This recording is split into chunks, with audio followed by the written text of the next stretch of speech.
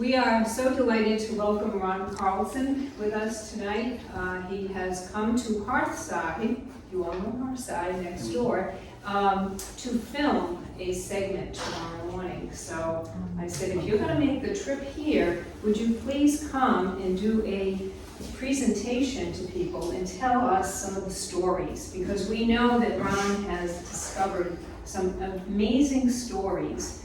As most of you know who follow him on his channel, he's got some, he manages to dig up some really interesting ones. So for those of you who don't know, he has a history channel on YouTube and it's called Faces of the Forgotten. Ron is a storyteller who travels to cemeteries around the world from his home in northern Wisconsin and south central Arizona. It's in the cemeteries that he traces the forgotten history and researches the stories. And he feels that these cemeteries are like libraries, that you can find those lives that we don't know about, that he can now tell. The monuments have names and the dates that can be traced to intriguing events of the lives lived. And many are amazing tales that have long since been forgotten. Ron has been intrigued with cemeteries since he was 8 years old. How many 8-year-olds like to go to a cemetery? He grew up next to a Polish cemetery that had all those nice little porcelain portraits on the monuments. So that's what got him interested in it. And he always wondered what the lives were like. So that got him started, but it took many years before it got to this point that's totally changed his life. It's the main reason for his passionate interest in sharing it with others, is that quest for knowing the stories. But it was through the pandemic that really got him started. So it was in 2020 that Ron really got started walking through cemeteries and deciding that this was going to be the time that he was going to start to dive in and do the research and launch it by a YouTube channel and share these stories with everybody.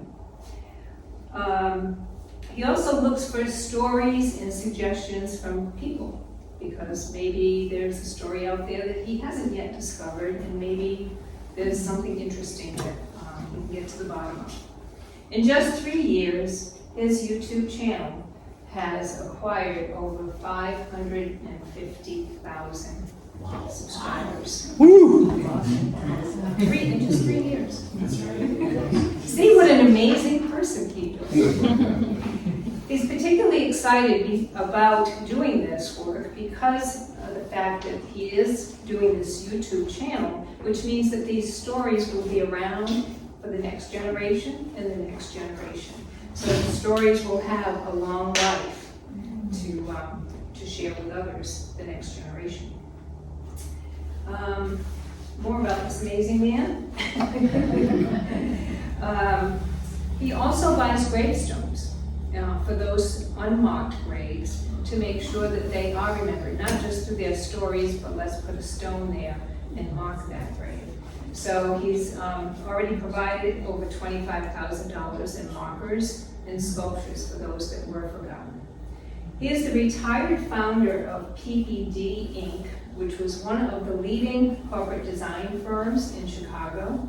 In addition to being a registered architect and a retired bush pilot, he's an inventor, an author, a speaker, and a high Arctic explorer.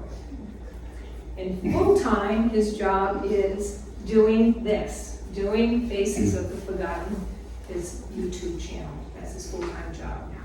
So we are delighted to welcome Ron. I know he's got a lot to share with you. I know you're going to enjoy it. It's going to be a lot of fun. And he's built in time at the end for discussion. So he wants to hear from you, ask questions, and so forth. Housekeeping matters, restrooms are on the other side of the building. You have to go out the door, and on the opposite side of the building are 3 doors that are restrooms. We have water over there in the corner. Feel free if you need to get up and get water, and some cookies there if you need sugar. Okay, Ron. All right, that's my cue.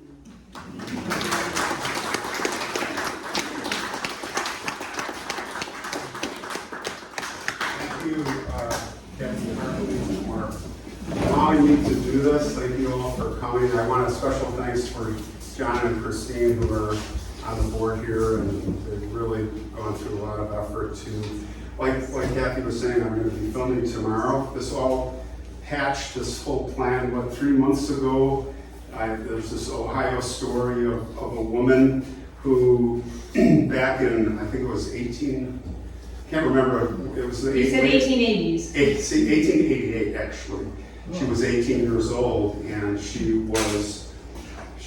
I won't tell the whole story, but she got sick, she was unconscious, and by the way, buried alive story is fascinating. We will be talking about that. But she's one of those stories, and without getting too far into it, she was in a frozen trance where she could hear and feel, but she couldn't move, and everyone thought for 2 days she had to endure that.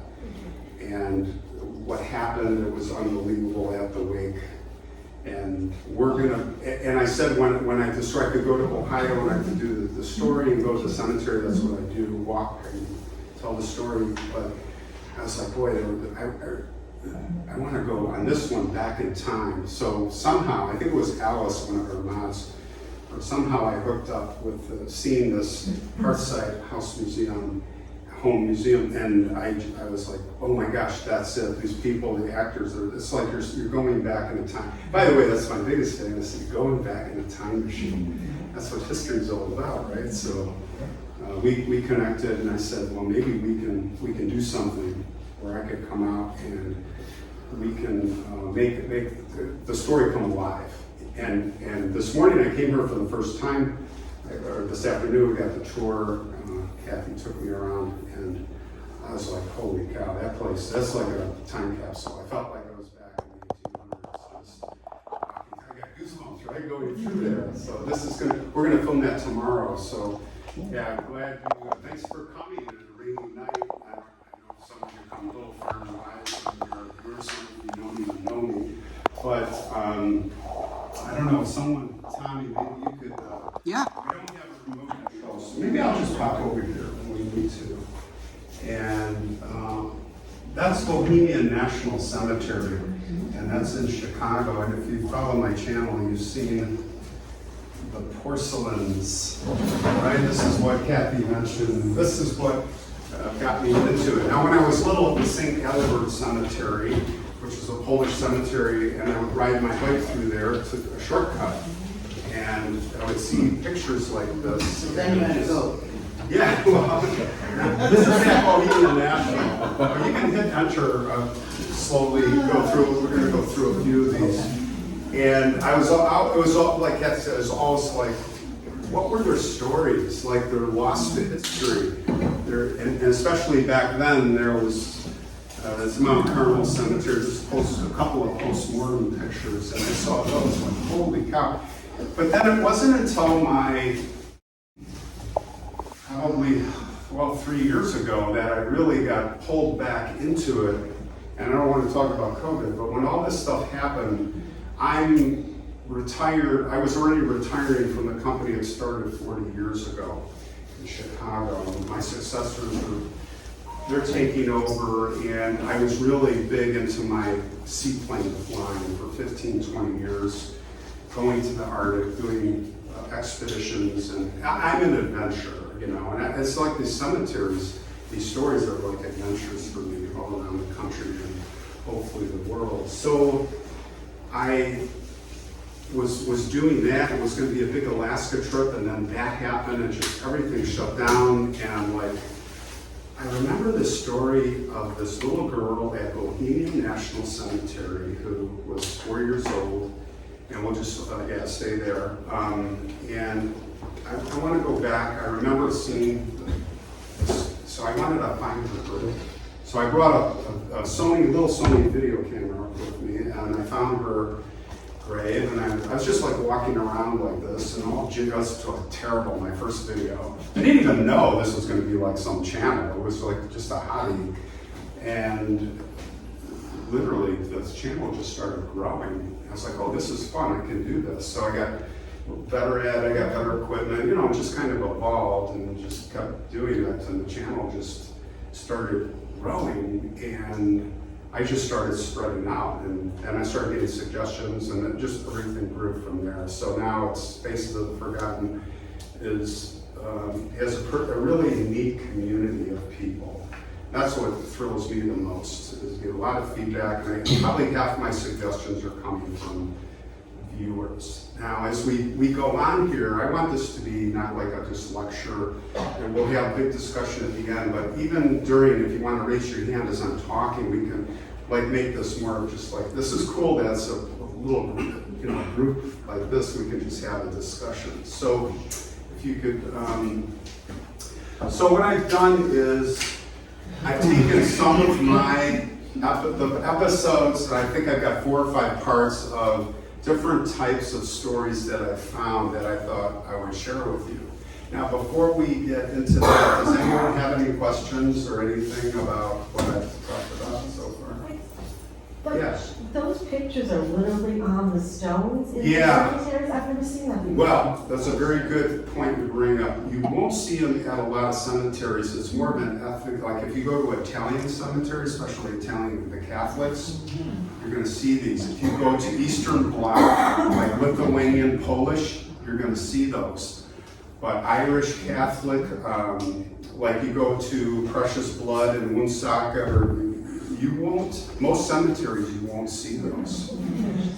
But I found in the Midwest, less out here. Now there's a time period too, back in the 1700s, 1600s, they weren't doing that.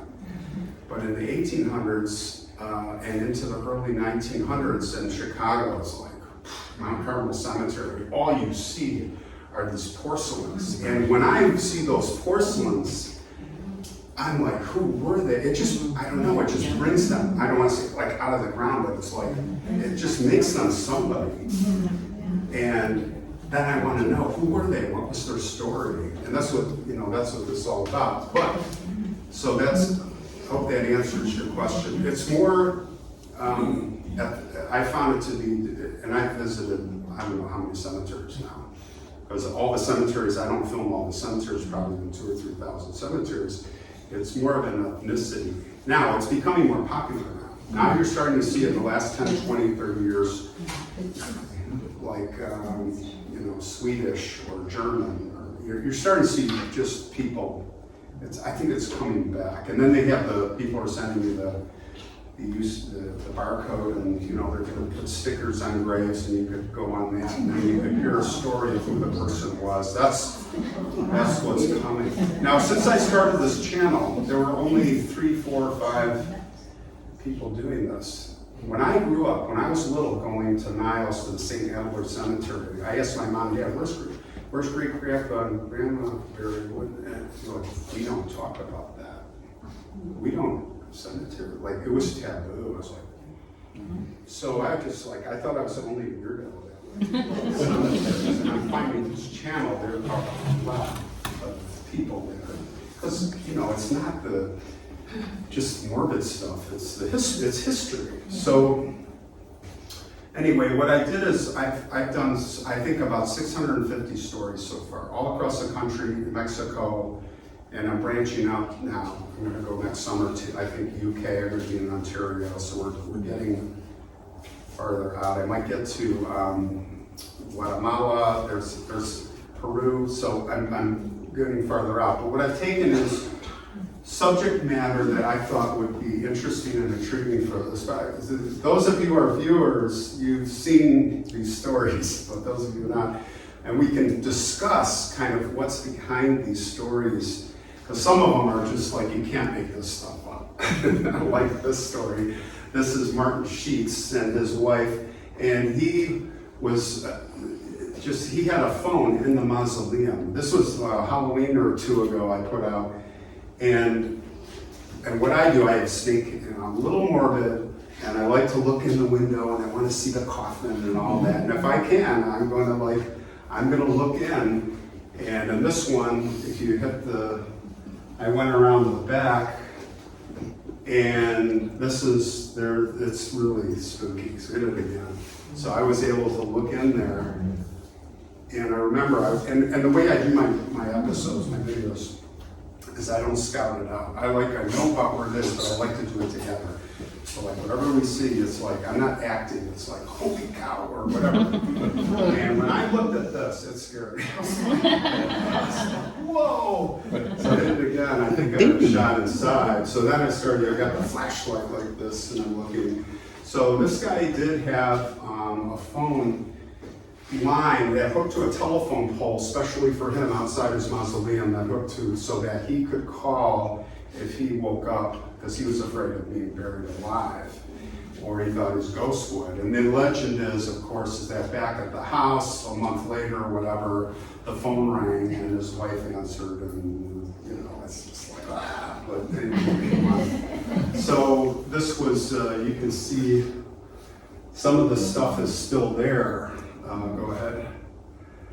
Now, this was a story in Natchez. Don't say nachos, so Natchez. You have to, by the way, if I say something mispronounce it, I do my research these days because I got roasted for the Rhode Island thing. I watch my live stream. I'm in Woonsocket, and I was just saying, I go to Rentham, and it's like Rhode Island, right? It's like Illinois. No, you're in 2 states over. We're a town over from where I live, actually. What? Rentham's a town over from where I live, that's where I came from. Yeah. Well, on my live stream, I was like, yeah, Rentham, Rhode Island. And it was like, no, it's I read that in the Bible or something, I was like, And then I changed it, but I still got roasted because I said it over and over. So Natchez, like Natchez. I even said it right, and I still got roasted. So you can't win sometimes, but this is a really cool Natchez City cemetery. I can't even explain to you how beautiful and hilly and picturesque it is, but this is an actual grave where the daughter died young. That's not her, by the way. There's no picture of her. It's just And there's a ghost. stairwell here, and she's buried here. This is what we call a cradle grave. And there was a window down there, if you go ahead. So if you go down, this gives you a little feel of the cemetery. By the way, there's a tomb right around back here that I covered where a guy's sitting in his chair and they built a pyramid around him. And that's how. Look at this tree. Do you know how old, can anyone guess how old that tree is? Let's get research on it. How many 100 years would you say? 800 years. Wow. Columbus, right? Who is, but look at this, isn't this cast iron mausoleums? And so if you ever get down there, that's the view from her grave, if you could hit it again. Isn't that just amazing? So like when I'm doing, I kind of notice stuff like that, and I'll key in on it. So this is coming to the family plot. You can hit again. And this is a view looking down. And again, these are all on my channel. Florence Irene, yep, that's her grave. And basically you can see here, you go down the stairs, which I did with the camera going.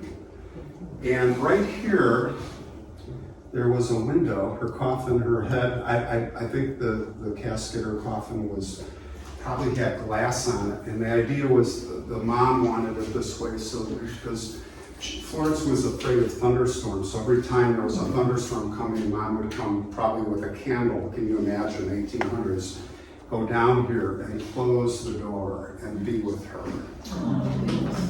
Yeah, so you can hit it again, that's me going down the stairs. And I kind of illustrate where the window was, so just imagine her sitting down there. I would just sit down there and just try to imagine her. And of course, vandals came, and that's another, wherever we go and there's interesting things, there's always the vandal issue. So they had a brick up and just covered it all up because people were doing who knows what. Now, this is another similar story, Strange Graves, Mary Bibb. Now, some of you guys probably remember this episode. There's a woman in this mausoleum, there's no windows or anything. And she was buried, I can't remember if it was early 1800s, but she was buried in her rocking chair. So I'm an architect, registered architect, artist, painter, going back when I was younger. So I brought into my channel animation and creativity, and I said, what does it look like? What would it look like if we could carve away the wall? So in the video, I just kind of gave a rendition of maybe 20 years after burial, as she was decaying, like what does she look like in there? Of course, it would be really cool to see. So this picture here is a very famous picture, some of you may have seen. When I saw this picture, I was like, who are they? And of course, working with, Find a Grave, by the way, is a fantastic tool. And you can instantly find out what cemetery and start to piece the puzzle together. And I, of course, found out who they were, and working with Deb, we found out, and Deb is I gotta give a shout out, she's my ancestry helper. She lives in New York, I think she's New York, upstate New York, I can't remember, but I'm working with her every week on stuff, and we're putting pieces together. She found an unbelievable article that told the whole story of the Keller family. And in a nutshell, the husband was a gardener, and they actually had another baby that died before this baby.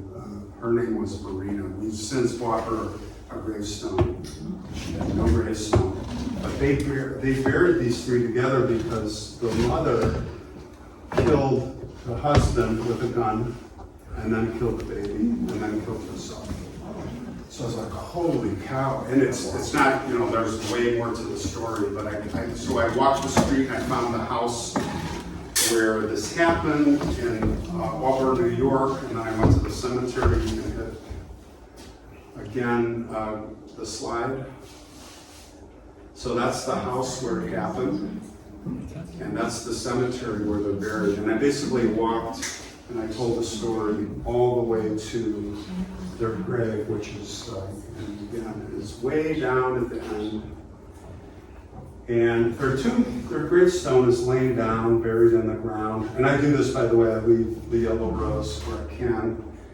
And the other baby is buried somewhere. So the three of them are like buried here. And they do the history on this. You read the story, and there were 2,000 people in this cemetery that day when they were buried. Imagine horses and carriages and everyone in black. And by the way, I'm learning so much from Kathy and everybody on that. And we're going to do an episode just on that. Is that this whole funeral, in the parlor, there were no funeral homes back in the 1700s. Everything was there, so the family had to not only set the whole house with accessories and prepare the parlor, but you had wardrobes and you had treats that you would put out and all these things. Like it was you needed a closet for your funeral stuff. Every home.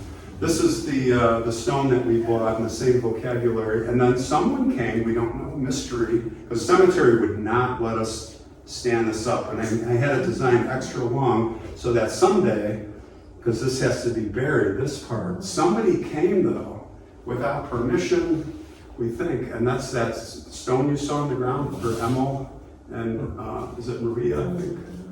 And then the baby, they stood it up. So we're still trying to lobby to get this one that we bought, why? So this baby was only 12 days old? This baby predates the murdered threesome. Okay. So again, Okay. postpartum.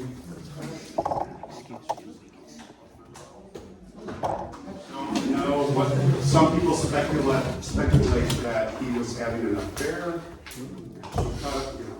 It's wild stories. You never know. But what drew me to that story? Well, that was a picture I saw on the internet. Many of you have seen that picture of like, who were they? What's the story? That's what I love to do.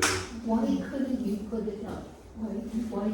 Great question. They still, I have to say, some of the cemeteries have been very uncooperative. Who are you? What right do you have? Who are you? You're not family. Well, we want to, in the 1800s, we want to contribute a stone. We're trying to do a good thing. And just resistance. This cemetery is very difficult to work with. But the worst was the stone that just came in. I haven't published it yet in California.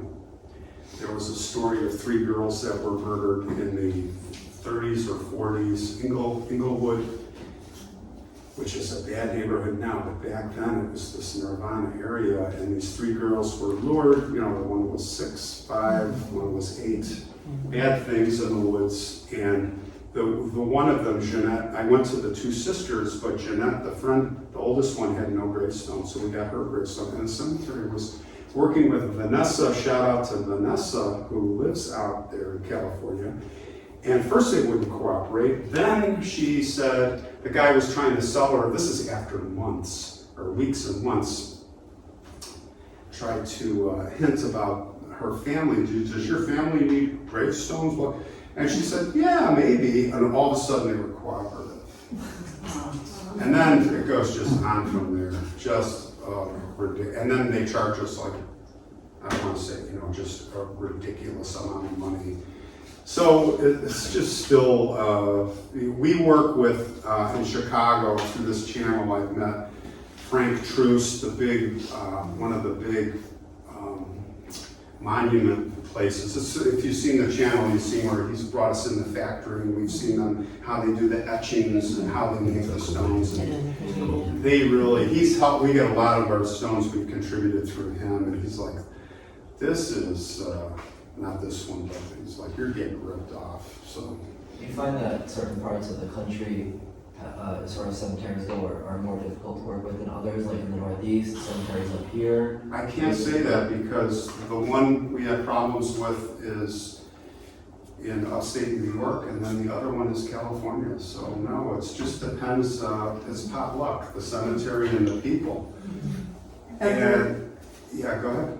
Have there ever been any cemeteries that have like prohibited you from filming or anything like that? That's a great question.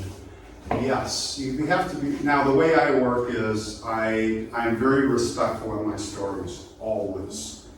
And 99% of the time after I've done a story, the family, the victim's brother or the parents, they contact me and they're writing comments or different ways, thanking me and blah, blah, blah. In fact, we're helping solve a couple of crimes right now. The sisters contacted me after the story 35, 40 years after the murder. We have the new DNA going on right now. And I said, we should do a video part 2 with you 2 sisters of her who was the victim. And we gotta get the Rockford police, like, let's go. I'll contribute, I offer $10,000 of my own money for the DNA to get Parabon or Ortham. And by the way, I did that a story in north of Milwaukee, and I just got police department just like, they're just like, we don't want to do it. They just ignore me. So you'd be surprised, you try to doing good things. There's a lot of resistance because people don't want to make the effort, or it's politically, they don't like it, or they're just, who are you? So, yeah, but back to answer your main question, when I do my stories, I do my research, I do it respectfully, and I just go. I never ask the cemetery. I don't want them to, in fact, I try to avoid going to the office because it's just alerts. And I have found that it's been no problem anywhere except California. I'll give you an example. A lot of the California cemeteries, especially in LA, don't want that. And they say, well, it's like where I shot Bela Lugosi, Holy Cross, that's one of the Culver City, that's one of the worst. They watch you from the guardhouse with binoculars, and as soon as I pulled my camera out, boom, the car came out, right? Yeah, just a minute, I'll get to you in a second. And so most cemeteries are cool, but I just don't contact families. I feel like, some people are like, what makes you think you can do it? Well, it's a murder victim. The news, I'm like the news station, I'm reporting the story. I'm not telling anything different or that's been published. And, but for the most part, the cemetery's been cool, but the California ones, I've been asked to leave on a number of occasions. And I finally got a security guard at the one, Rose Angeles Cemetery in LA, and the security guard was really cool, and he's like, you gotta leave, I gotta follow you out. I go, why, what's the paranoia? He goes, well, we have the strangest people coming in here. We have voodoo people, we have people coming in here having sex on tombstones. We just like everybody. You're not family, you're out of here. So I don't know, but 99% of the time, no problem. Yeah, so Rentham, Rhode Island. Yeah. I've been working in that cemetery, the first one that you went to. Yes. For 37 years. So I've been digging graves my whole life, basically. Okay. And the other day I was going through my cards and I found a card for unidentified adult skeleton. Oh, So, interesting. from 1974. So I was doing some research with the newly appointed detective for the town of Rentham Okay. to find out if we could get the story. Right. And he didn't know anything about it, but fortunately, I'm friends with one of the police officers that found the skeleton. And there's very, very little information on it as far as who it was. Okay. All they found was they found an adult skeleton. The head had separated from the body, but all of the bones were there.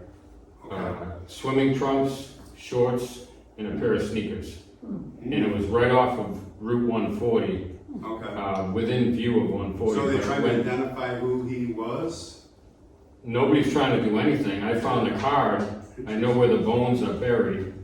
So you can get that going maybe. I'm thinking I might try to do Because that. with, as you know, since that case in California, the pillowcase murder, that started the avalanche of this ancestry familial DNA matching process, which is just nailing old men every week. I love seeing those stories. Some of them are dead, but a lot of them they're napping. So that's Yeah. at least you can identify it. It's like the way the box story, right? At least they find out who they were. So the only real angle that I can see in this particular case is searching for missing people Yeah. that went missing in around 1974 Right. in our particular location. Well, that's the cheap route, and this is the route you start, because the DNA thing, you got to exhume, you got at least 10 grand. Who's going to pay for that? Police department, unless it's a murder they're trying to solve. And even with that, they're not. You'd be surprised at police departments across the country how resistive, and that's what I've run into. Well, nobody's called me back for about 2 weeks, so that's my first indication. Yeah, and the best thing that works is I would recommend the news, you have a news channel out there, and public, once the public, then all of a sudden people start acting. All right, so body snatchers is another area that I became interested in. And when I first started the channel, I found a story near me, west of Chicago, 100 miles in Sycamore, where there was this thing called the St. Charles Riot. I was like, what's that? And that's where there was a riot between the School of Medicine, which was this little tiny building with 10 students, and the town of Sycamore, who came with pitchforks and guns, and there was a riot and people were killed. Why? Because that medical school stole this woman who was 18 years old, a beautiful woman who had just gotten married, and stole her body from the grave.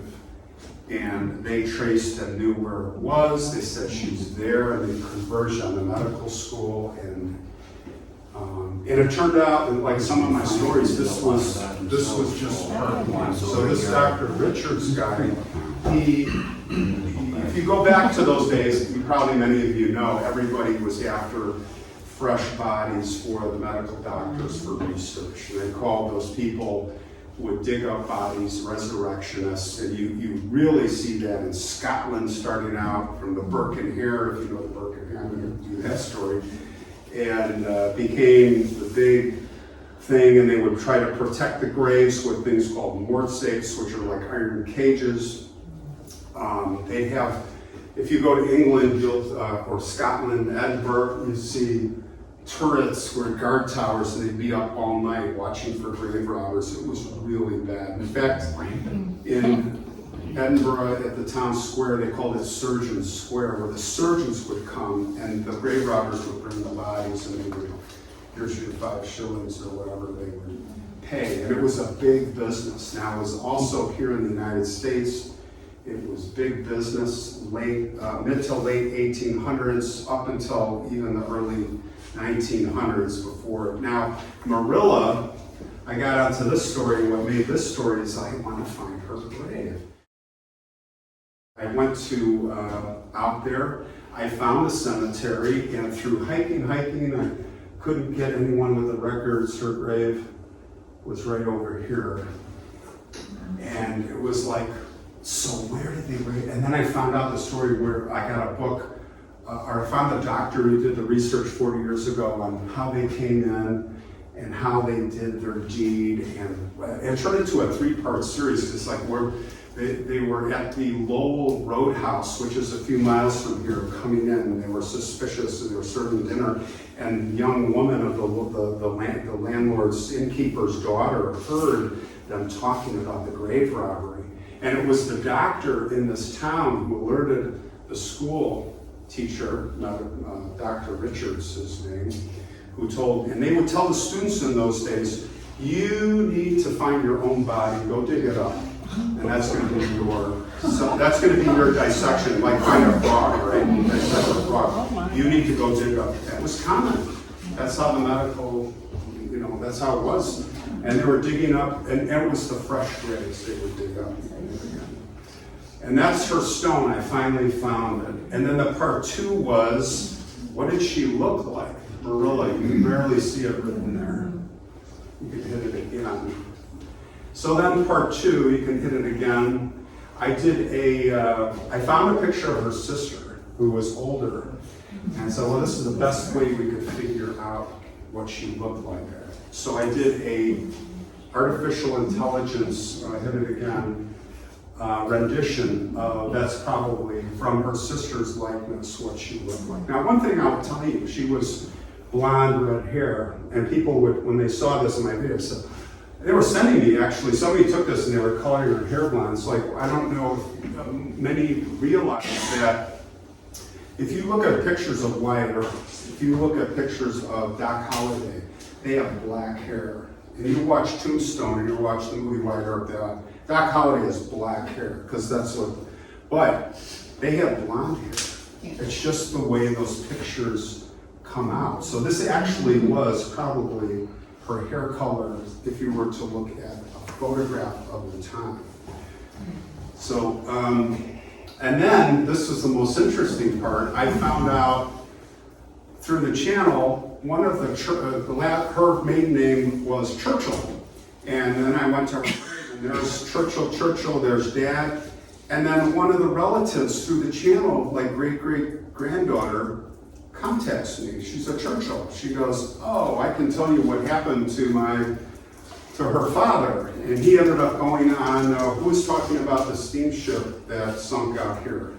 That was me. Right? Yeah. He was like on one of those paddle wheel steamers and had gold and went down with the ship. I'm researching all the stories. And in the process, I found that same doctor who wrote the book about the grave robbers that took her. And now I'm going to tell you about how they did their deed. And it's very interesting. It was an art, how they would rob the graves. You wouldn't just go and dig up the graves. The first thing that they would do is they would send out a person with a fowling piece, or a bird shotgun, with the dog and walk through the cemetery. But he's really looking, where is the grave, the fresh grave? And remember that topsoil, the grave is freshly dug the day before or that day, so it's all loose soil. They didn't have those compactors. Nowadays, you go to the cemetery, they have these compacting the soil over the casket. And the first thing to do is let's pinpoint where the grave is, but do it in a subtle way. Then they would bring this in at night with 3 guys, right? Spring wagon, work wagon. And they'd go in the middle of the night, and they'd have one guy stand by the road with the cart. And if he saw somebody coming, he would just kind of trot along, and the noise would alert the guys doing the grave digging. And the equipment that they would use, they had all this special equipment. I always thought, oh, they just go out with a shovel and like Ed Gein, you know, just dig them up. By the way, there was a good special that just came out a month or two ago on him. Wow, we can hit it again.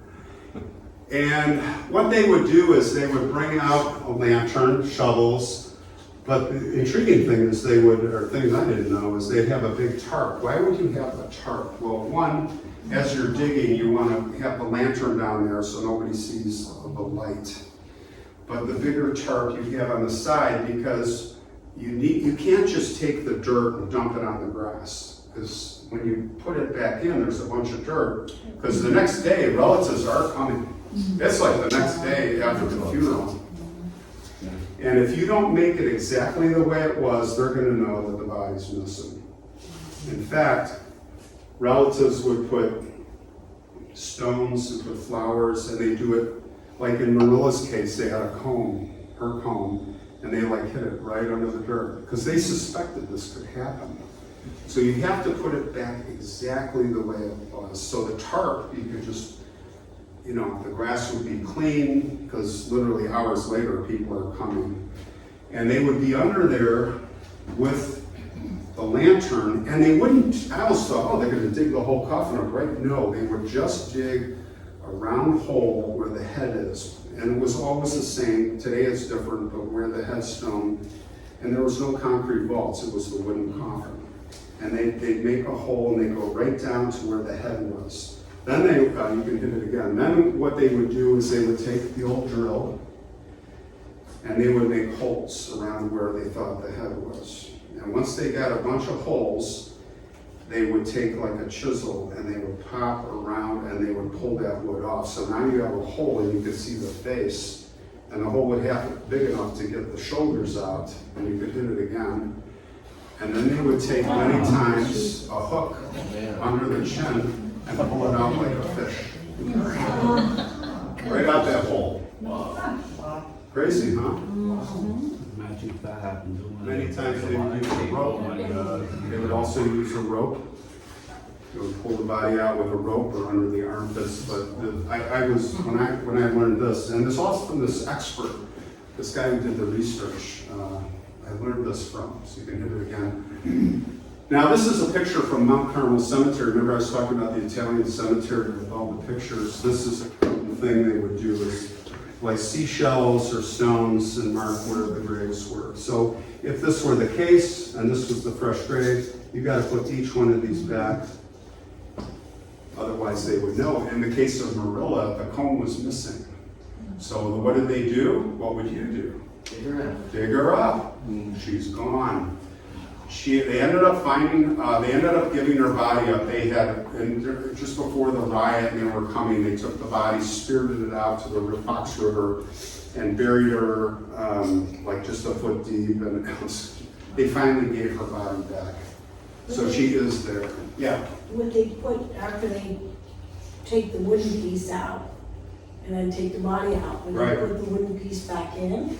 Probably not. No. Or they just throw it in there to cover so the dirt didn't go in, so you could use the same dirt. But the key was just the topsoil looks the Just same. get the They dirt didn't care. backs directly. Yeah, they wouldn't care what it looks like. Now here's another interesting thing. They would never, most of the time, steal the clothes. They would strip the body naked and leave the clothes there. Because if you took the body with the clothes, that's a crime. You're stealing clothes. But it wasn't against the law to steal bodies. Not because it shouldn't be, because no one ever thought about it to write a law for that. And that's how they got off. If you took the clothes, so, you know, it's naked bodies, 2 days after death on the table, and then you dissect them, and they're gone. You don't have to worry. Even if you are suspected, you can hit it. This is an episode, you can go again. This is the dissecting table. I'm sorry, go back. That's a picture of, and you can see a lot of these pictures from the 1800s of the doctors. These guys are kind of making a funny picture, but you can see the arm and they're doing their dissections. The students, these are medical students. Now, this guy, Rufus, I forget his last name. I did this story earlier this year, in the summer, I think in spring, just north of Indianapolis, Indiana, and this is probably the biggest grave robbing of the country ever. More than 300 plus women, mostly women, were dug up in a matter of weeks or months by this guy and his gang who worked for the doctors of this university in Indianapolis. And they were all in concert, and I think they would get $12 per body, and it was an operation. And they're just like going to all the cemeteries and just every night. And then they would call, it was the common term, that's where we get the term ghouls. That's what you called the grave robbers back then. They were called ghouls. And that's what today we think of ghouls as like a monster or something.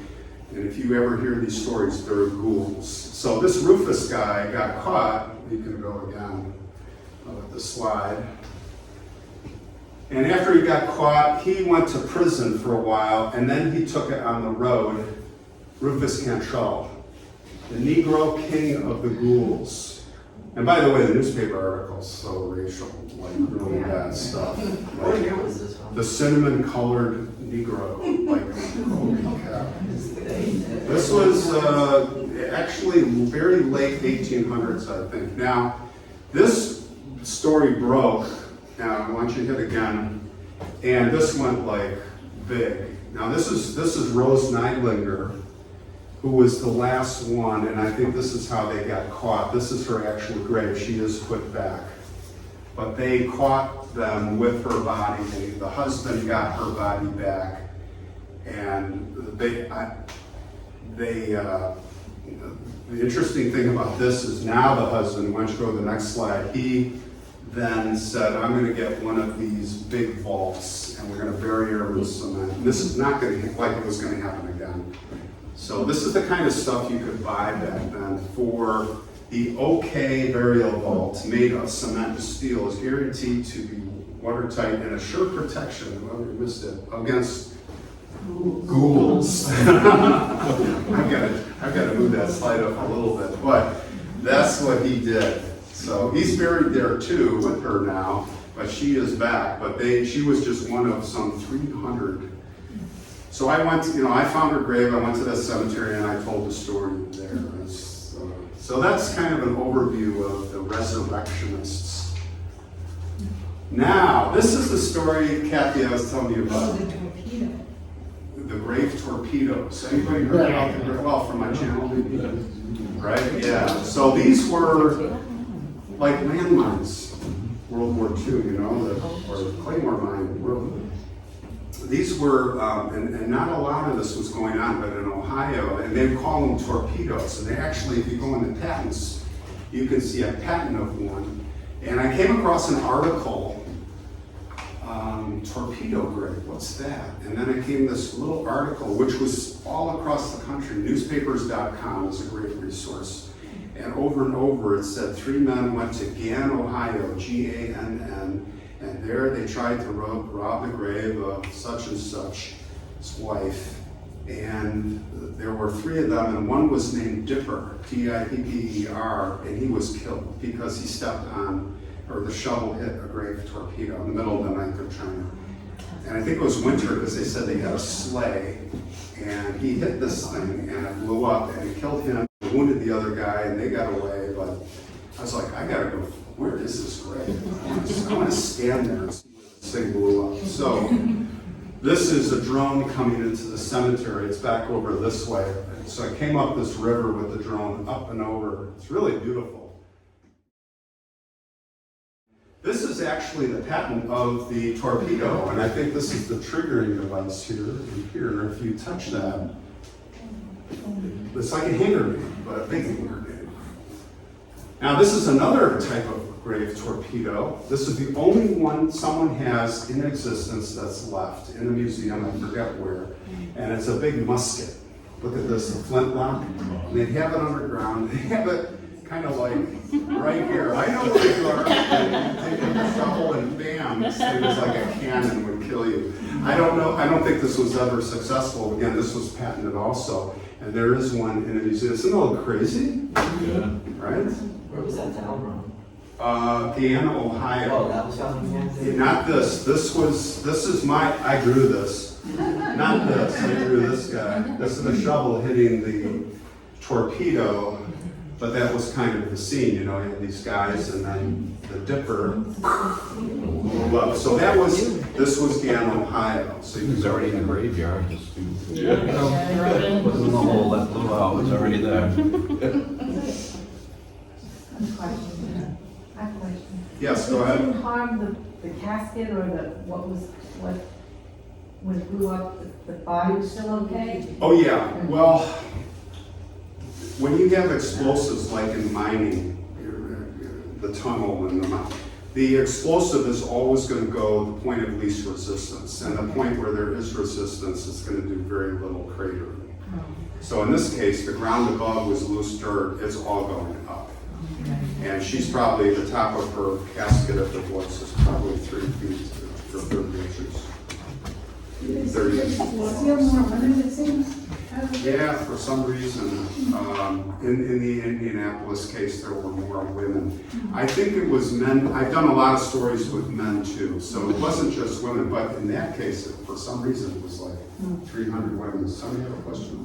No? Actually, I have a question. Yeah. Regarding that, you said in the other case they would get $12 a body. Right. What if a woman was pregnant? Would it fetch a higher price?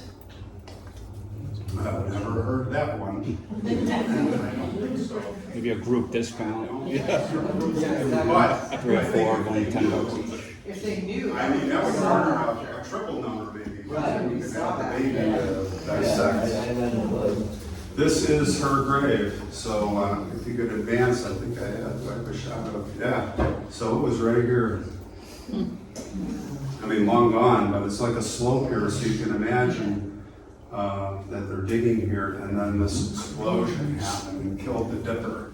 So if you can find it, you can go on Google and just say a torpedo grave dipper, you can read our.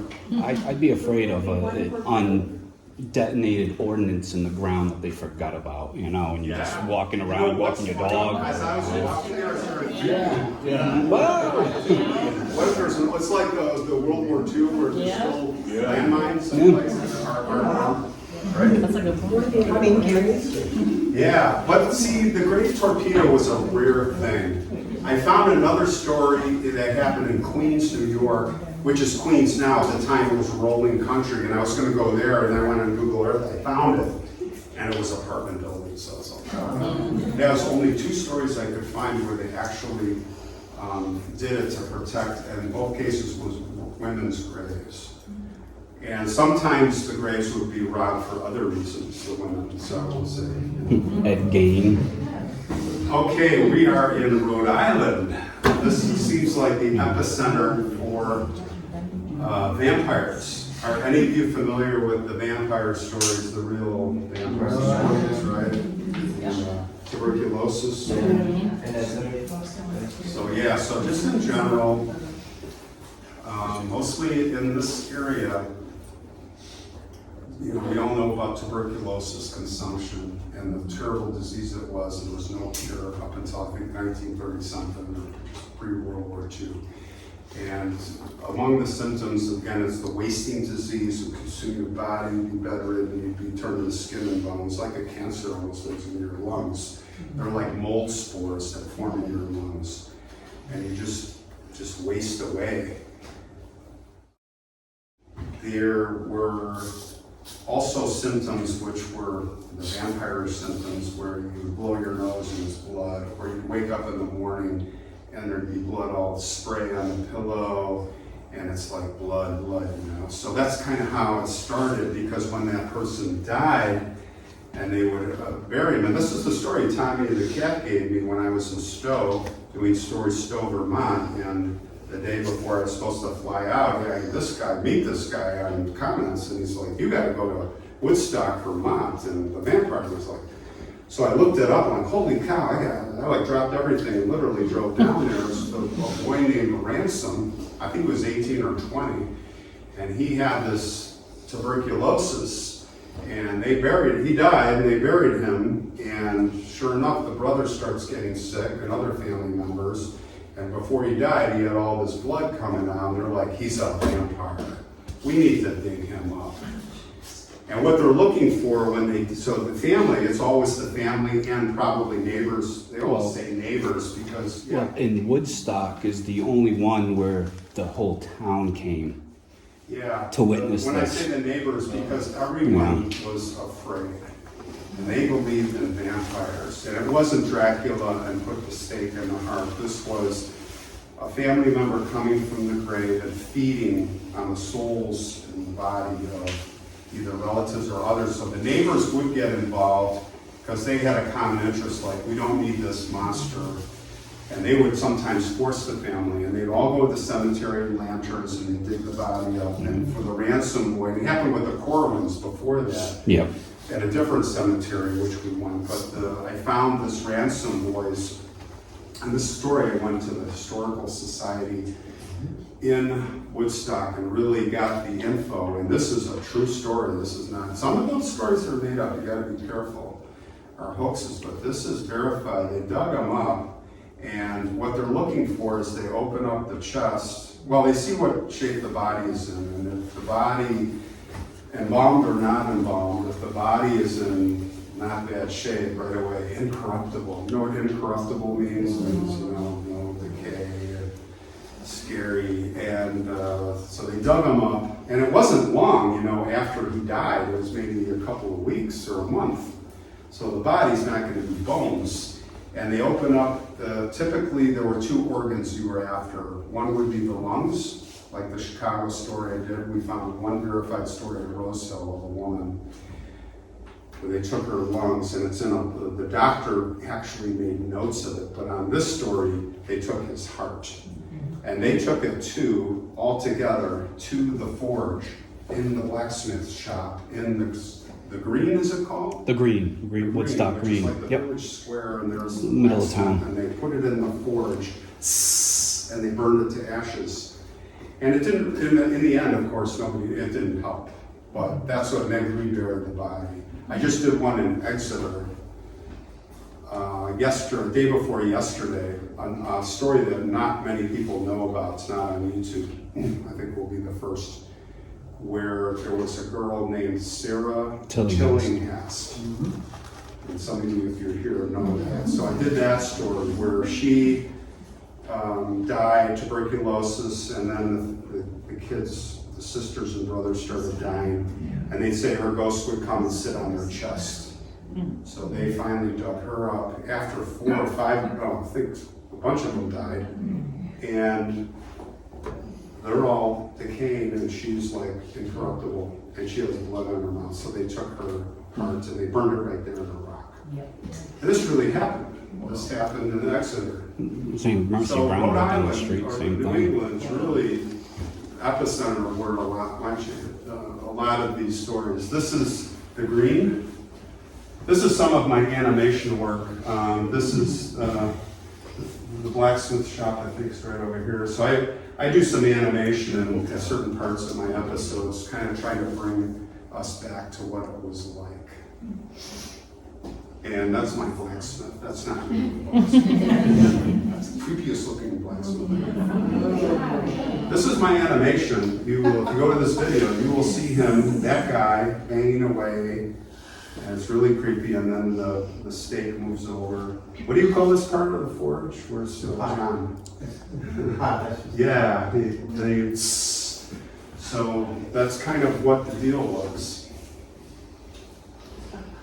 And this is his gravestone, Ransom Boy, Elsie.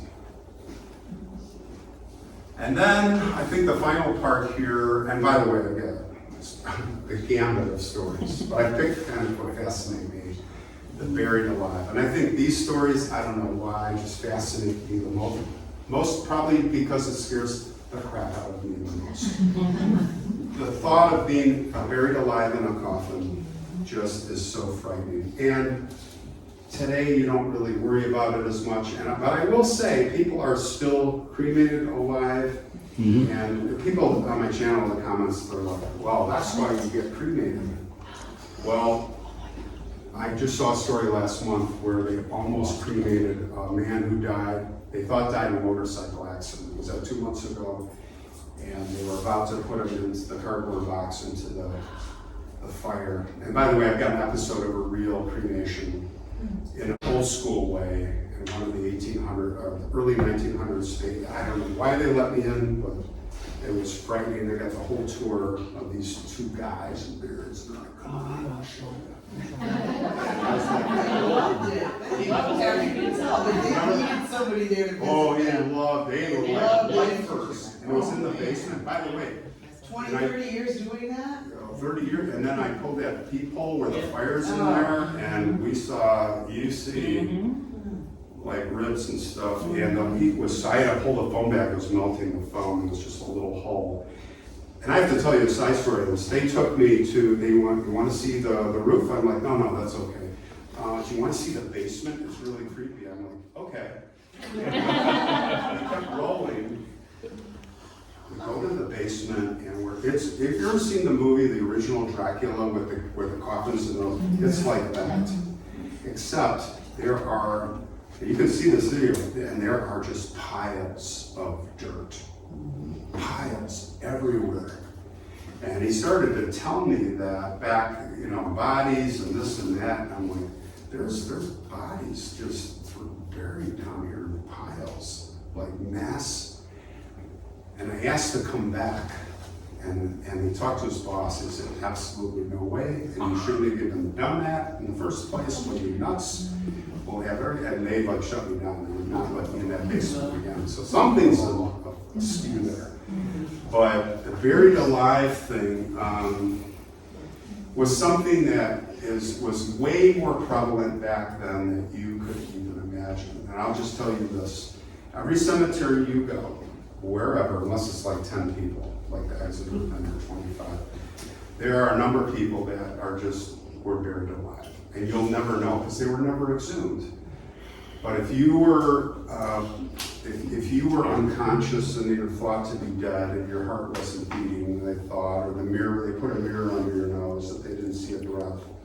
We know now today that when you're in a coma, people and they would bury you the next day because a lot of them, they didn't do embalming, they put you on ice in the kitchen or in the parlor, and they bury you right away.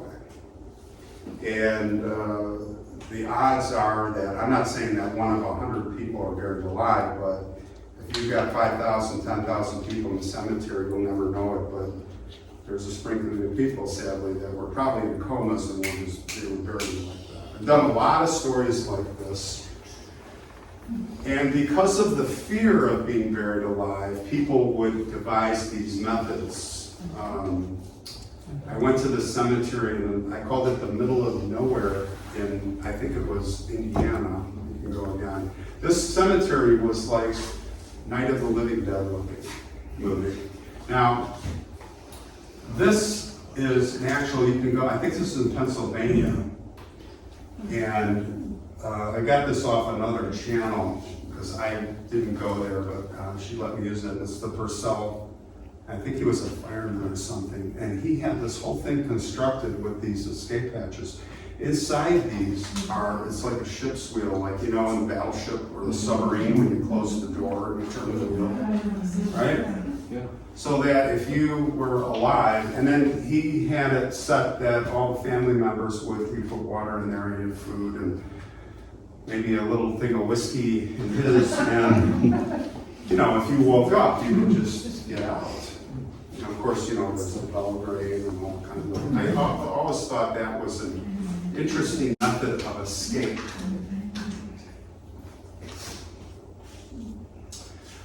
But back to that Night of the Living Dead cemetery, the slides got out of order here. This is the only one I found in the whole country or even heard of, is what appeared to be an escape hatch with something in the middle from underneath.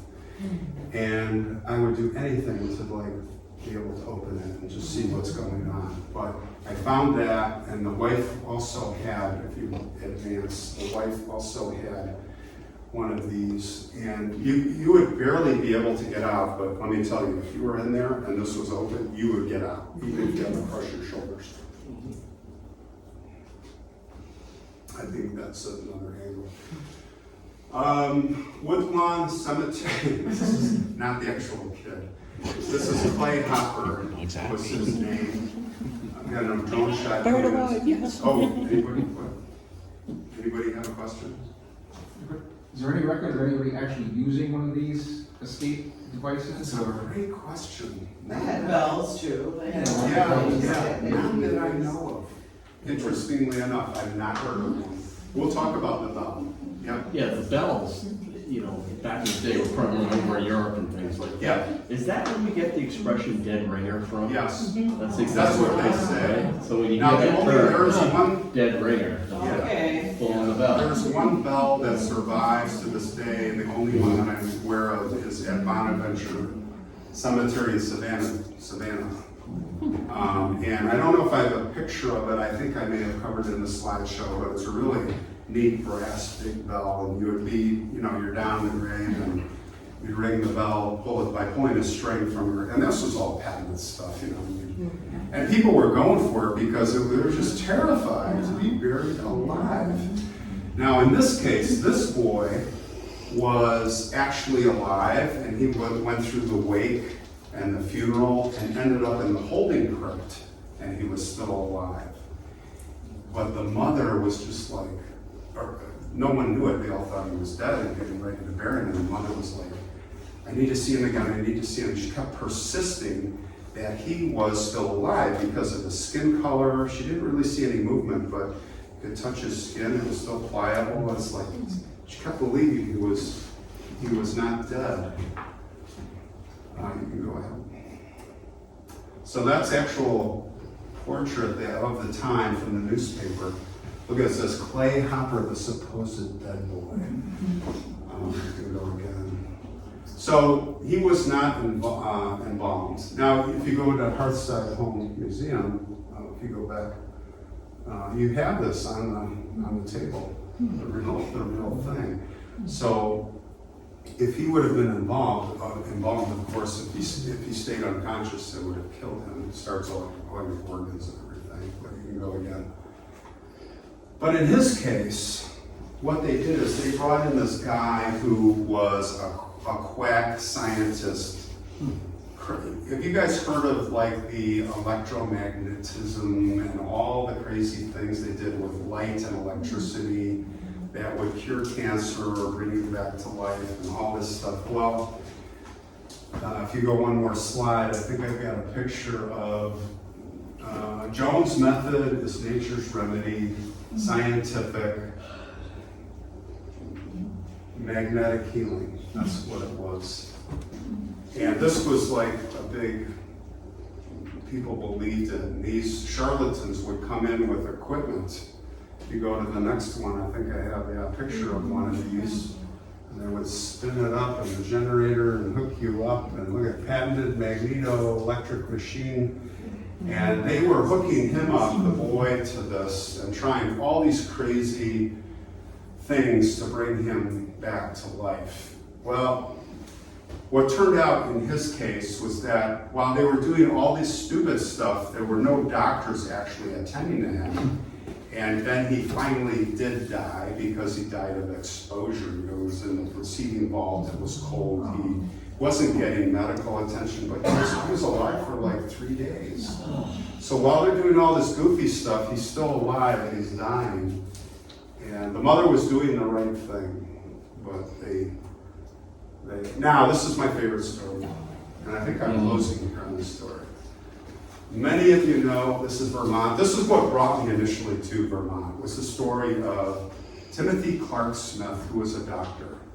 And he was so terrified of being alive that he wanted to have a very special vault crypt made for him.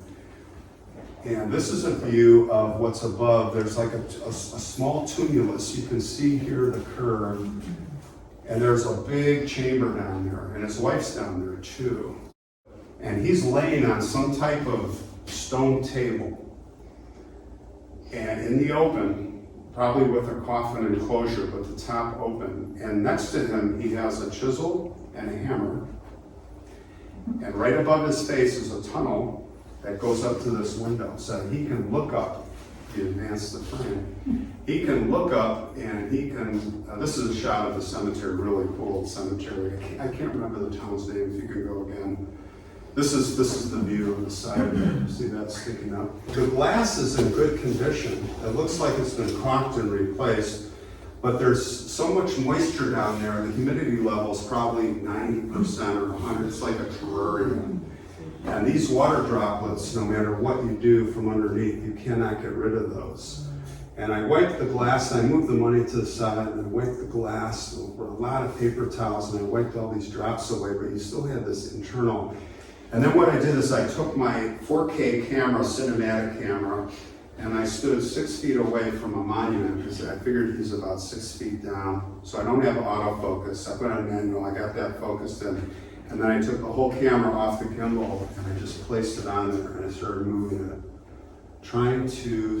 And I've got 2 huge LED spotlights going straight down. And that's me looking down. It's actually a famous recording. But this is my animation with some creepy sounds where this guy's moving his stuff is looking. If you go to my video, you'll see that. And that would be like Timothy Clark Smith, what he would see when Ron is looking down. He's looking up at you. So this is and we're not sure, but there's a lot of moss, but I got images of what I think might be his moss-covered skull down there, down this tubular tunnel. I think you go to the next one and make it. No, I'll go back. Oh, it's not my last story. I have one more story. So I did, in the video, you'll see all kinds of movement, and it is focused at the right, about 6 feet down, and it may be a skull, it may not, but I haven't seen, this was almost 2.5 years ago, I've not seen anybody subsequently successful in getting any type of image, so this is still the best out there. And then I was on, I think it's called a Disto Island or a Disto Island, I think it was South Carolina, this was earlier this year, if you hit again. This is Julia Legree. We have disagreement on it's R.U. Legrue or Legree, I think French. This is my cover image for, this is some artwork, but this is her actual stone inside a mausoleum. And the story is, beyond her life and all the things, and she died young, that she was, as the story goes, put in the mausoleum. There's round crypts with slabs, thin slabs, and she was put down in there, and the doors were shut. And then years later, her brother died or something. It was about 5 years later, as I recall, and they came back in to inter the brother, and they opened the door, and there was her skeleton in the corner. She had crawled out of the crypt and tried to claw her way out, screaming. I mean, where this mausoleum is at the time, nobody came, and she starved to death, or she died there.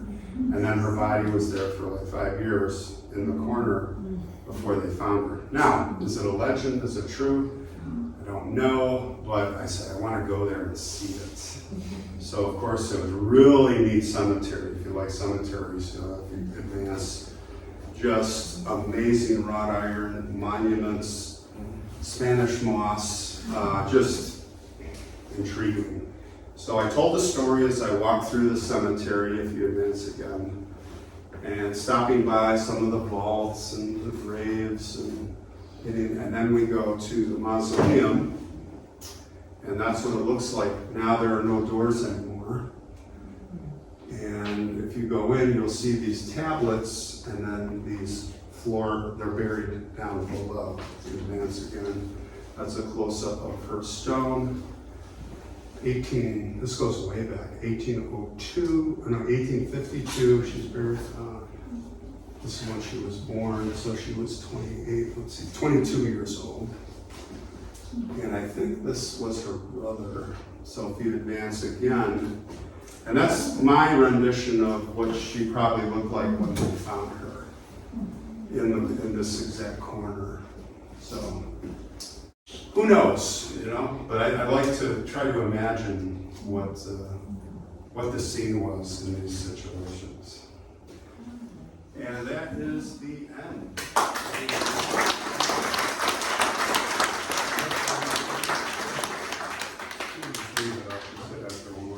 Yeah. So, any questions? I have a question for you. Yeah. You from Chicago? Yes, originally, yes. Herman Mudgett, H.H. Holmes? Yeah, H.H. Holmes. Yeah.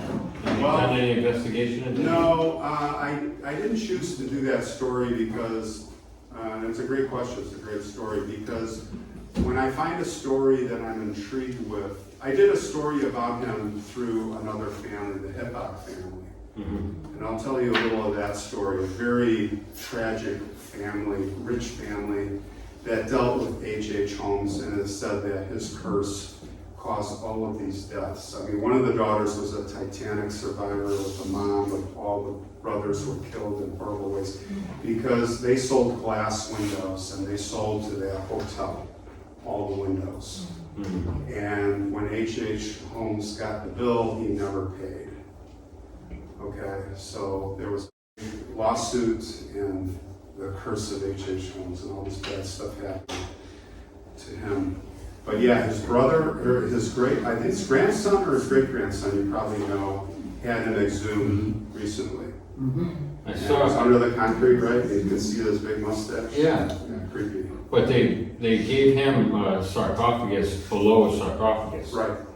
And the question from really well-educated individuals, you know, archaeologists and forensic, Right. you know, archaeologists, that he had tuberculosis when Okay. he was buried.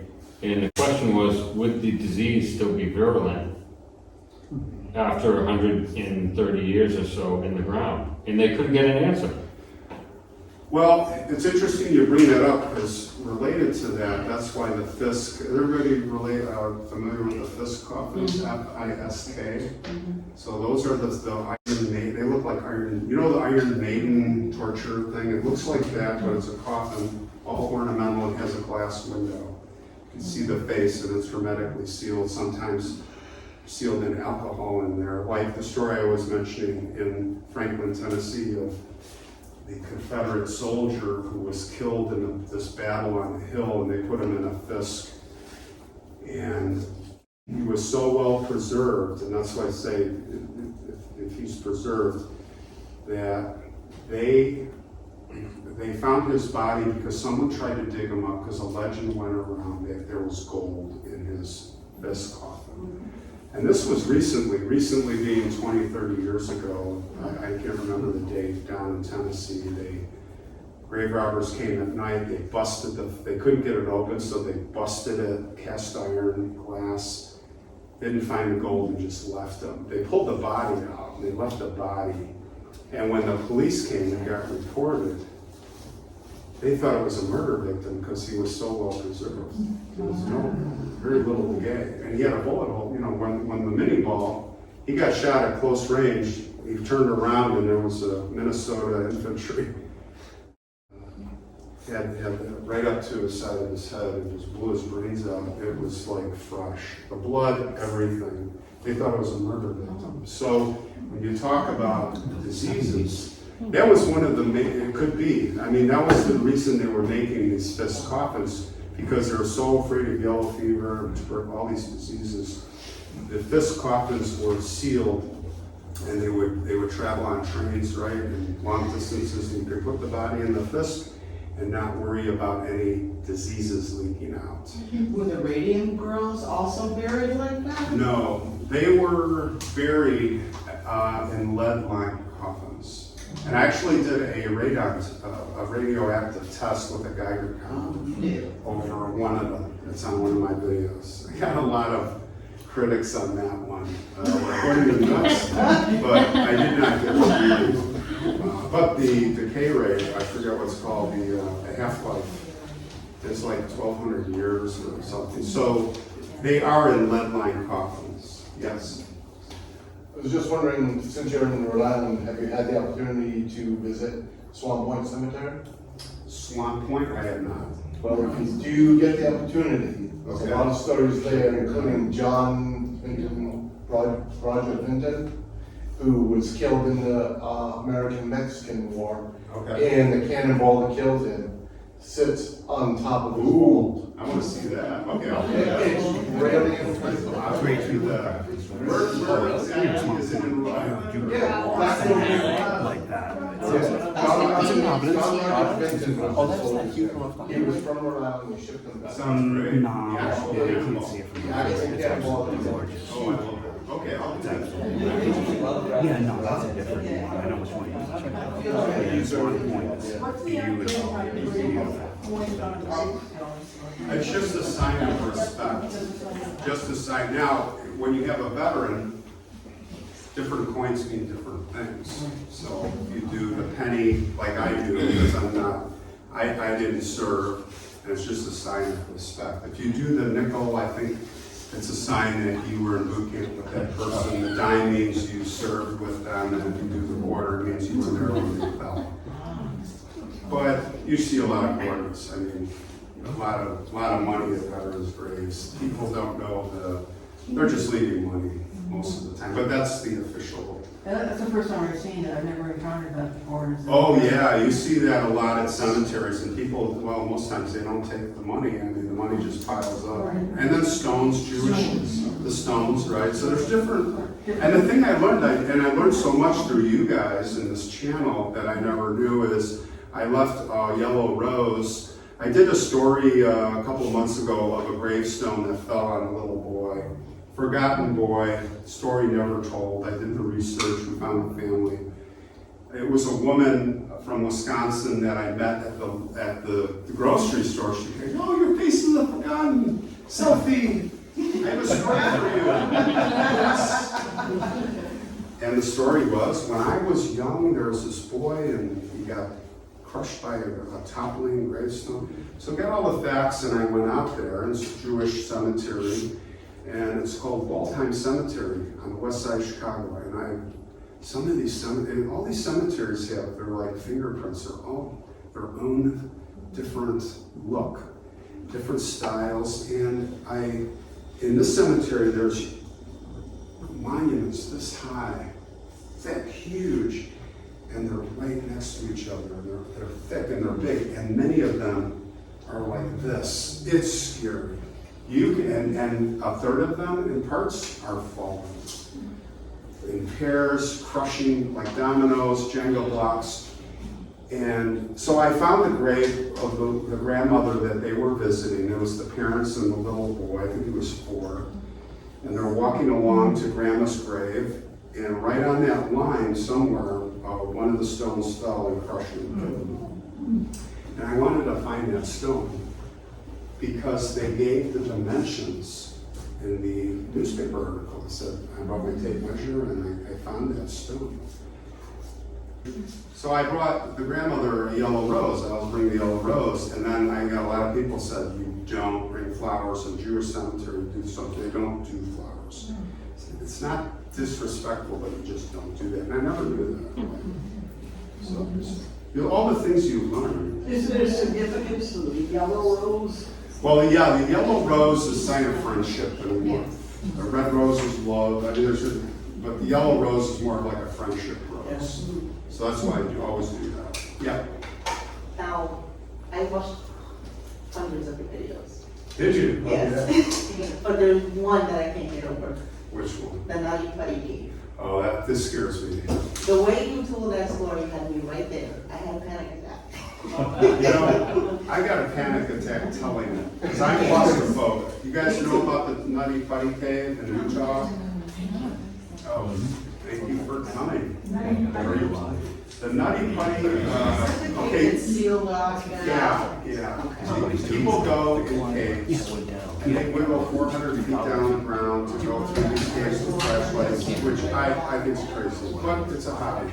People do that underwater too. The Nutty Putty Cave is a cave that's became famous because this guy, John, I forget his last name, went down. He went to a place called the Birth Canal,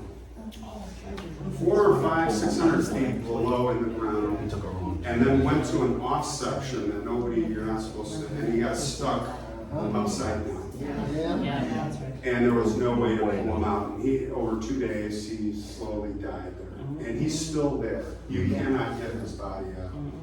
And he's probably mummified. It was 15, 20 years ago. So what they did is they sealed it. And I went to it's like a crater, goes way down, and you can see the hole, and they covered it, and there's a plaque for him. Now to get there, I think you probably remember I showed footage of me four-wheeling in. So I come to Utah, and I'm like, well, I better get a four-wheel drive just in case. Okay? So I get this Denali with highway tires, which I call, paraphrasing, I call them bald tires. Because for four-wheeling in the mud, it might as well be bald.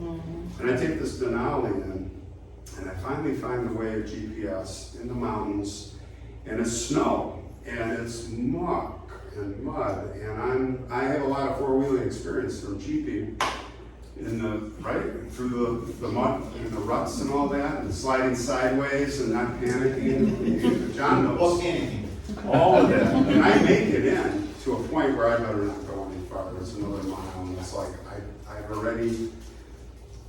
I'm good here, I'll walk the rest of the way, because it's really getting bad. And you can feel it in your butt as you know when you're in trouble. And it was in the morning, so snow hadn't really melted, and I was good again. I did the episode, but to get out, I almost didn't get out. I got 6 miles down, which my heart was, because the snow had melted and the mud, the clay, I almost didn't get out.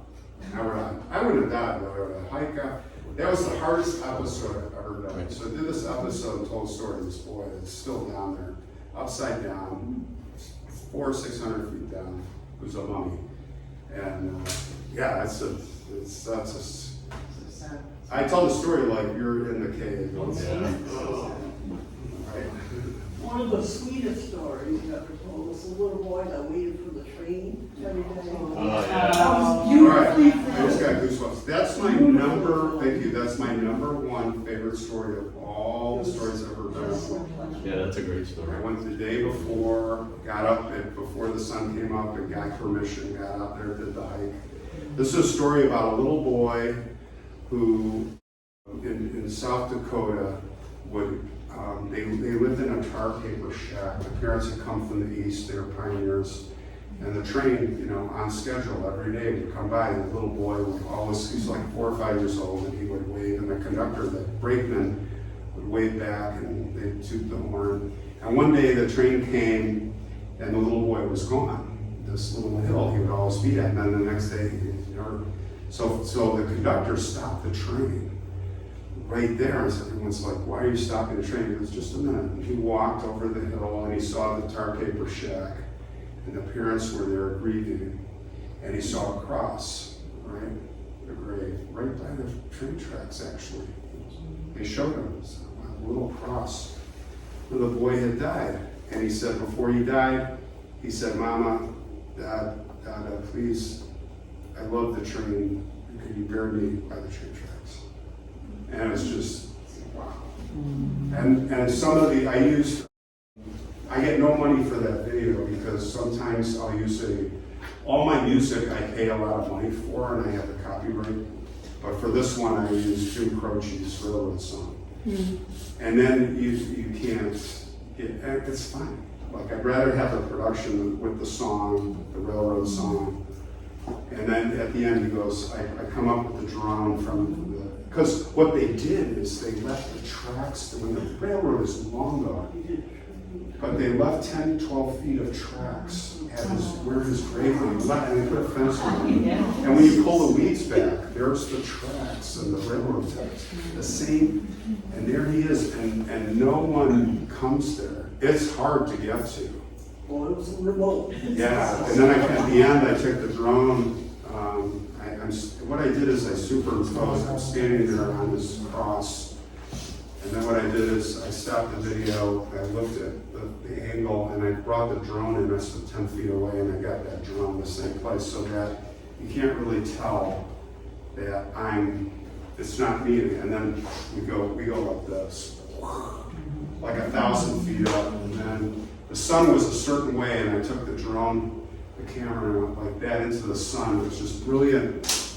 And then I brought the little boy like he's in heaven. It was the coolest episode. So I don't do all like completely. Do you select your own music for? Yeah, I select all. I do all my own editing. I select all my music myself. I do everything associated with my episodes. The only time I brought somebody in is just a buddy in Chicago. Sometimes got some cool history. I said, come on along. Or Tommy the Cat, I took him on one story. I said, just come on let you tell part of the story. So I do a little bit of that, not much. But everything. Everybody likes Britain. And they're like, Britain, what's Britain's YouTube channel? I'm like, guys. Britain is a film producer. YouTube is for amateurs like me. He's like running, he does like horror film stuff he's big time cool stuff. And but people love him. I love bringing him along. Don't you have the same channel with him? Yeah, I did it for a while, test out the paranormal, because I'm very curious about it. And I'm a scientist. If you know anything about me, I was an astronomer for a period of time, not professional. I don't know if there's a professional anyway.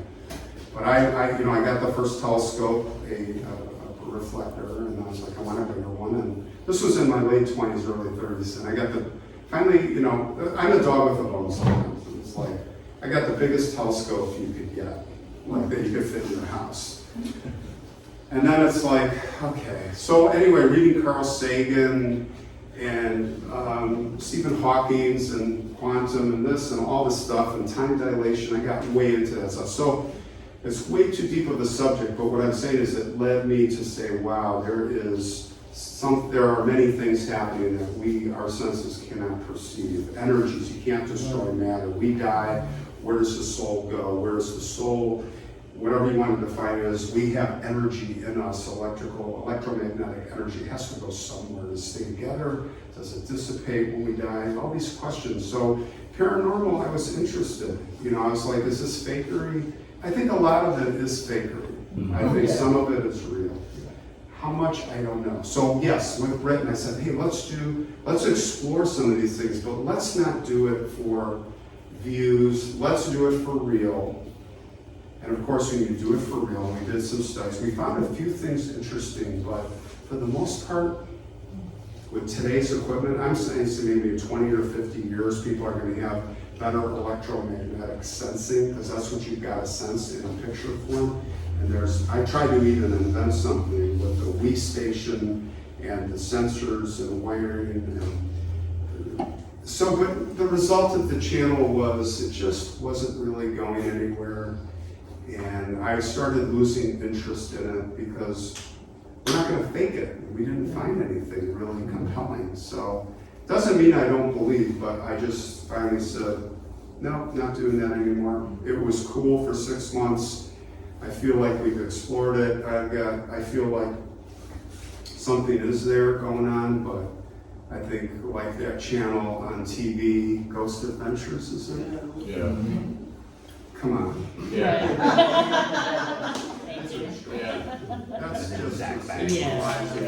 And you know what? And I'm not saying believe in Sasquatch. I don't believe, only because the scientific side is there are millions, if not a billion, game trail cameras videoing across the world from Alaska to Russia, everywhere. And if there was a Sasquatch, it would have been caught by now. Or there would have been a skeleton of one, or a child that ran away, gorilla, or whatever. And then the famous film, right? Patterson. Wasn't that just proven? The guy who's deathbed said, I faked it, right? So the paranormal, there's just so much sensationalism and fakery, but it gets a lot of views. People like to watch that, so that's why they're doing it. But unfortunately, I think I have a son-in-law who is a genius, and he's into working with NASA and all this stuff. So I always have in the back of my mind, I talk to him about sensing devices. I think when somebody can really come up with an electromagnetic sensing device that is not just a light going off, but can actually paint the image of what, kind of like a thermal camera. Thermal camera I have thermal cameras, and I've done a lot with them, and it sends heat and cold emissions, temperature differential, not just heat, but cold. And they paint the picture if they can come up with that. So that's my paranormal story. Or maybe a portable MRI. Yeah, you know what? Yeah. Something like that. And you know what? In 100 years, 200 years, they'll have that. And I'll go into the heart side. You might see something at that lowest window waving to me. Any other questions? Well, what's the oldest cemetery you went to? What's it? The oldest. The oldest cemetery was, I think, Norwich. You guys know where the Norwich town is? I haven't been to the one you were telling me at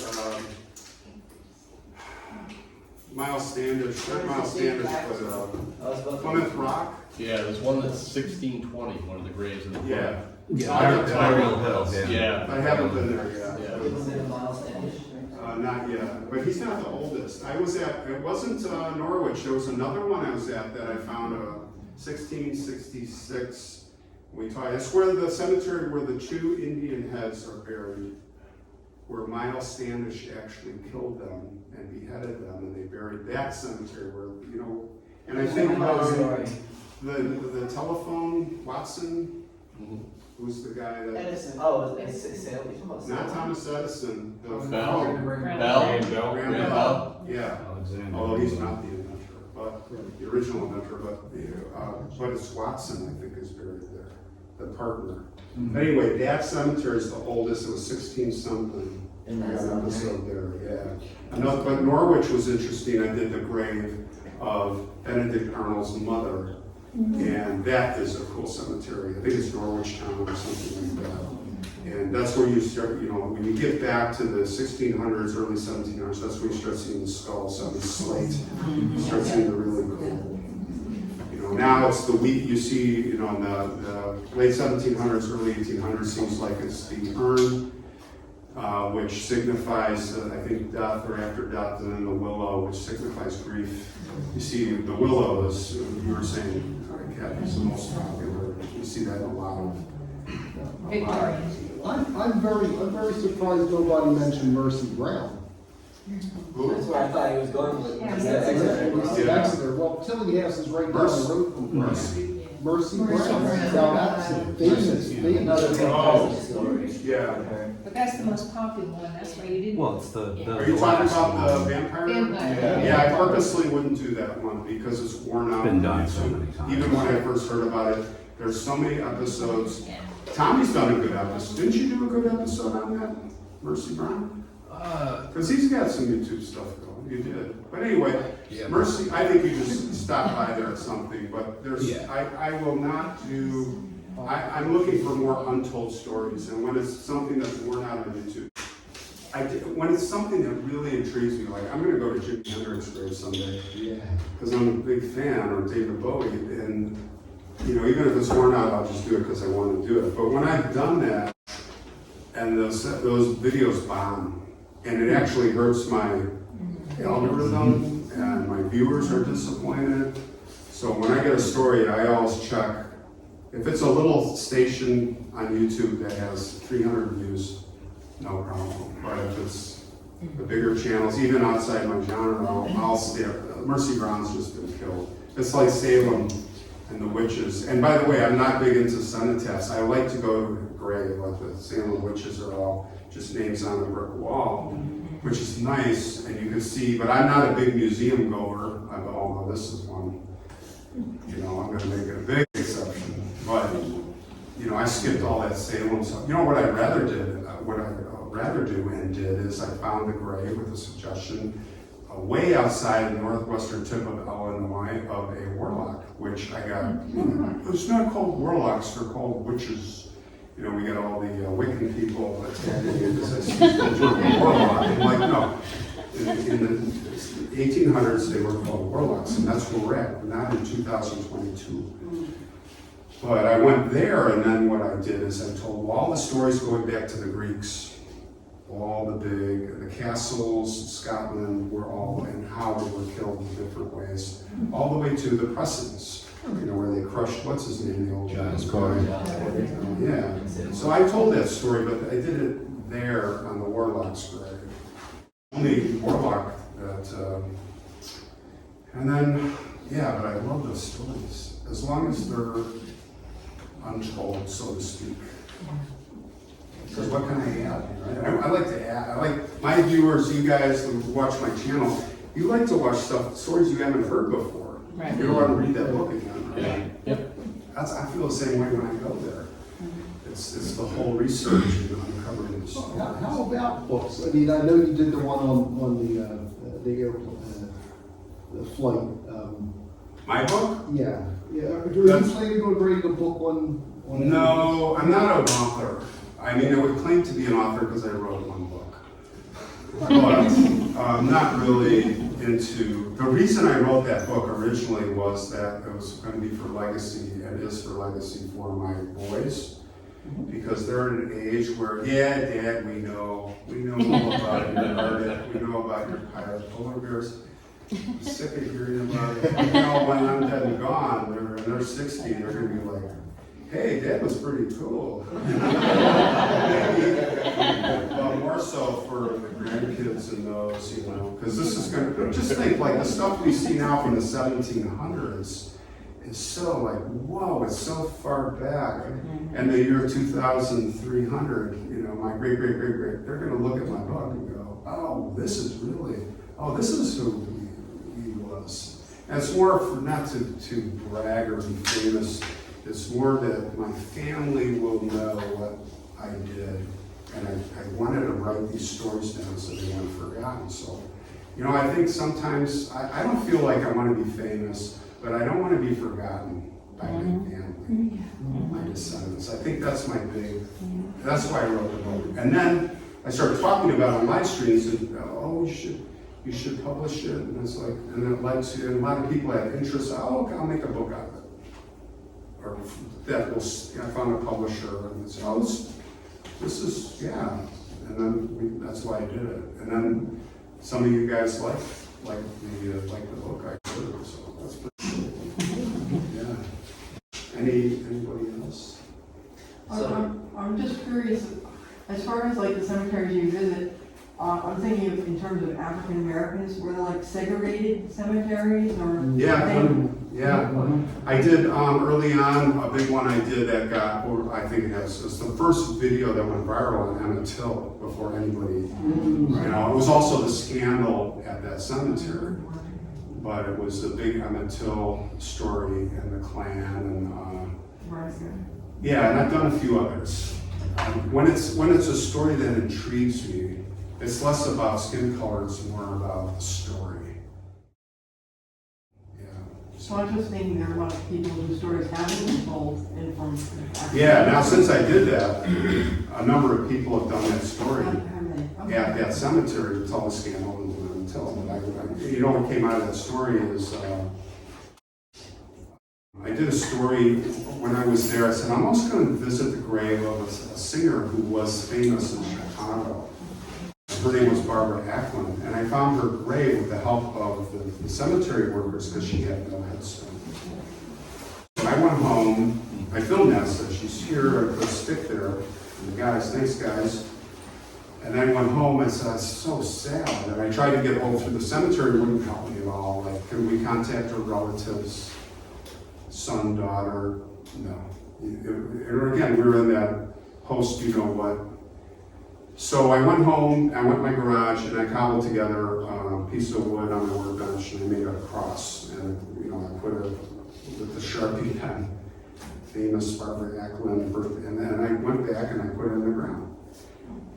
Well, that got a lot of conversation going, and what it led to positive. But within 2 weeks, someone called me from the family. And I don't want to get into it, but it was like they were getting barraged in a bad way. She'd been dead for 24 years, I think. Why isn't she on the gravestone? So the story did end up taking off. The family did get her a stone. And then in Black Women's History Month last year, I was called down to WGO Studios with the daughter of Barbara Acklin to talk about Barbara Acklin. So it was really cool that my video in some way helped a little get Barbara Acklin back in the, not as maybe, I don't want to say, she wasn't forgotten, but she wasn't in the, they got her kind of back in the picture. Right, in conversation. And then a lot of good things have happened. So I've had a few stories like that. That's great, thank you. Yeah, Asian, Black, Hispanic, you know, it's whatever the story is. Yeah, so anybody else? Ron, you said you tend to choose, stories that are lesser known, people that might be lesser known. Do you treat the cemeteries you go to the same way as well? No, if the cemetery's been filmed a lot, it's more about the story of the grave. Like I've done Graceland. Oh my gosh, Graceland in Chicago is probably the most famous cemetery. You can see hundreds of YouTubes probably on it, but yet I found a woman who body was pickled in a barrel for the doctor. The only one story in Chicago we verified of the resurrectionist, and I was right in there. I did a couple other stories there, but no, cemetery doesn't matter. It's more the story than the person. Because you said you're going to go to England eventually, and yeah, next summer I'm hoping to go to UK, Scotland, and then down to London. We've got probably 150 stories, and I got whittled down to 15 top stories. maybe Highgate Cemetery. I know it's one of the more famous ones over there. Yeah, see, the problem is I can't say what I'm gonna do because we're gonna broadcast this and then others, this is happening already when I talk about it, and then people run out there and do the story before me. But stay tuned next summer. So, anything else? Anybody? Oh, yeah, we'll do a selfie. With the mug. All right, thanks everybody. Thank you.